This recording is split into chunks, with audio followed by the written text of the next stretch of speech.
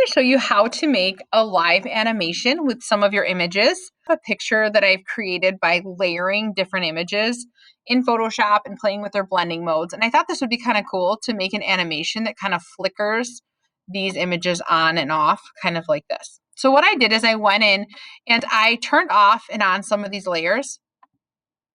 And I just saved this as a JPEG. I turned this one off and I saved this version as a JPEG. So I saved multiple versions into JPEGs, things that I want to layer and have alternate. So you could do this with like a stop motion. Say you could just stack different images together. You're just going to save individual JPEGs to start.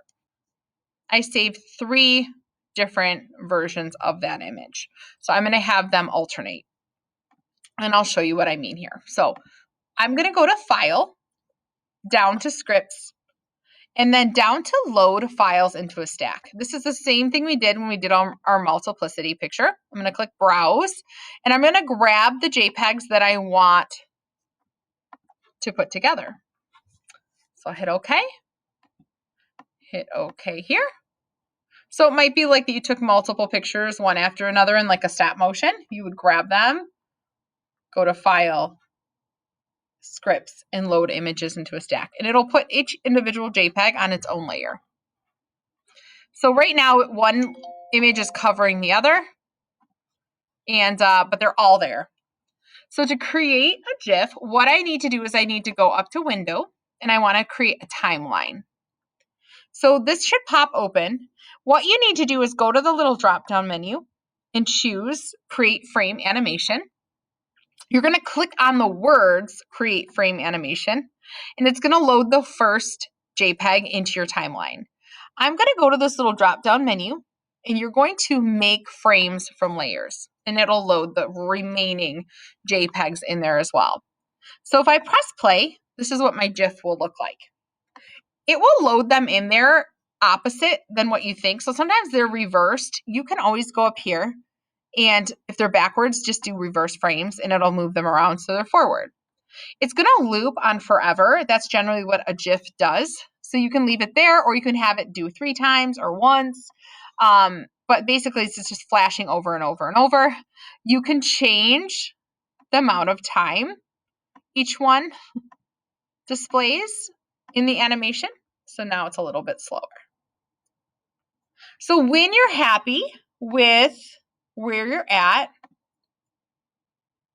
and you like this animation, you can file.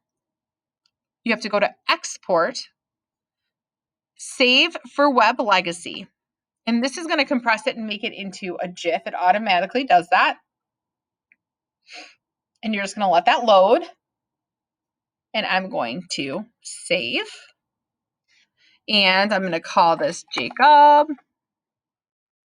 I've already done this a few times. We'll do 1. And then it's automatically going to save it as a GIF.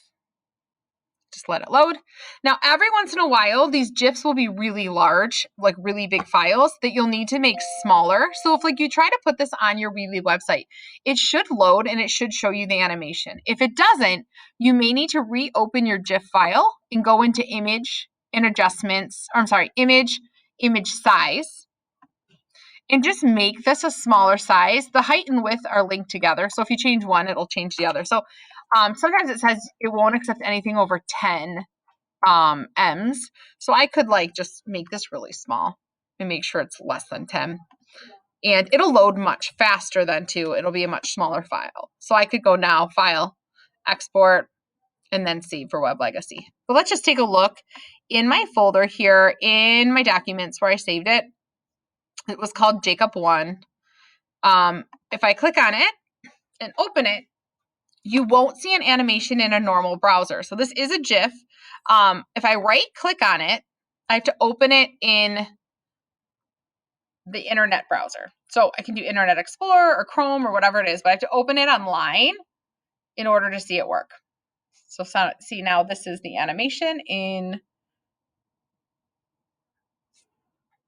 it's working.